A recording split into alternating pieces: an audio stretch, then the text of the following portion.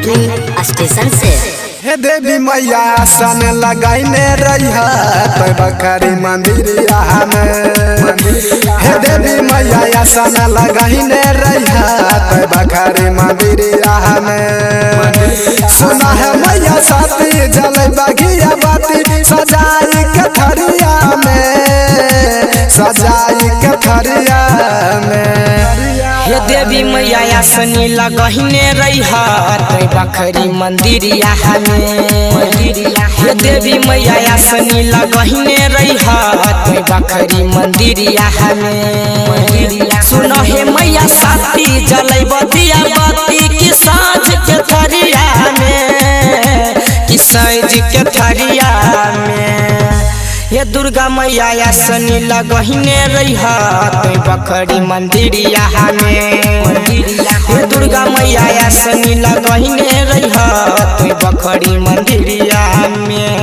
PSP मनोरंजन films, विधान बाजार समस्तीपुर। डायरेक्टर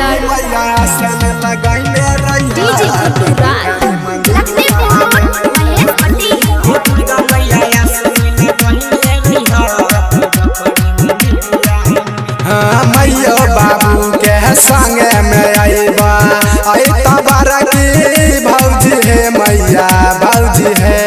मन महा के श्रद्धा पूरा दिल हो मैया, भैया बनल फौजी हे फौजी हे।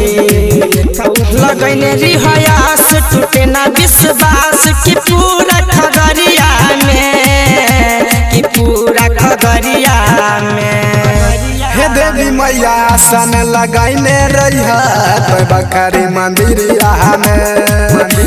हे दुर्गा मैया आसनी लगहिने रहिया तो बखरी मंदिरिया में। अभी आप सुन रहे हैं मैथिली स्टेशन से। म्यूजिक डायरेक्टर मैया आसन लगाइने रहिया डीजे गुड्डू राज, लक्ष्मीपुर महेश पट्टी।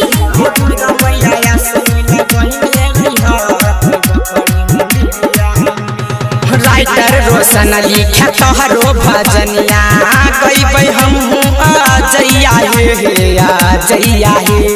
गुड्डू के गायक बना दिल हो मैया, भेल सगरो हाला हे हाला हे।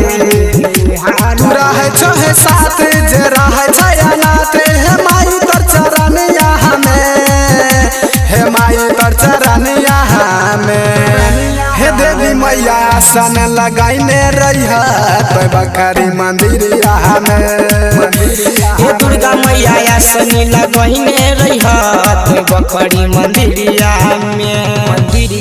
पीएसपी मनोरंजन फिल्म्स, विधान बाजार समस्तीपुर।